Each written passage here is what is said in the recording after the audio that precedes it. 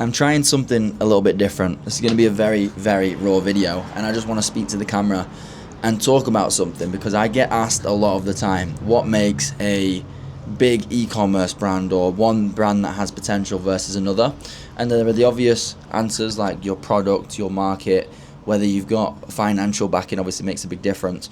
But the main thing that I think separates six-figure e-commerce brands and seven-figure e-commerce brands is actually mindset. And it's the mindset of how a founder or a CEO thinks at the 7 and 8 figure level versus the 6-figure level. It's completely different. When I speak to 6-figure founders, they get very protective over certain numbers, like return on ad spend, for example.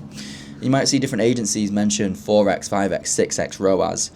And what the brands can fall into the trap of is spending an entire year trying to get from maybe a 2.5x, which is still profitable with their margins, with their repeat orders and lifetime value, but because it's not a perfect 4x number that they was hoping for or have been promised by agencies, they end up thinking this is a bad result. And that's the wrong way to think about it. Now, when I compare that to a 7-figure e-commerce brand or an 8-figure founder, their mindset is the opposite of that.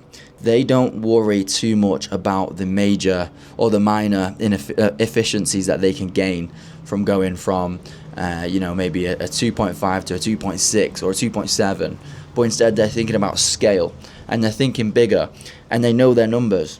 And so they know if they get a customer and that customer comes back on average 6 times a year, well then they're willing to pay more than the 6-figure founder to get that person in, because they understand to grow a business you need to get the product in the hands of your customers, and that's really the best way for it to grow.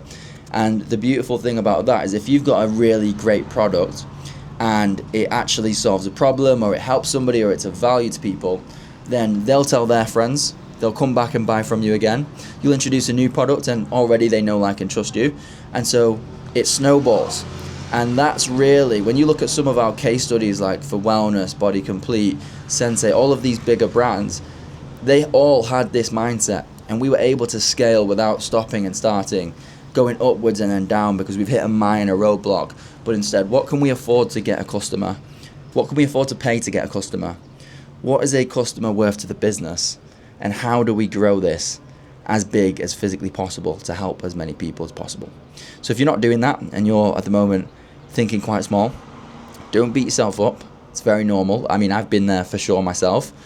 But just know your numbers and know that the best way to grow a business is to get new customers and get your product into the hands of the right people. Hopefully that was useful.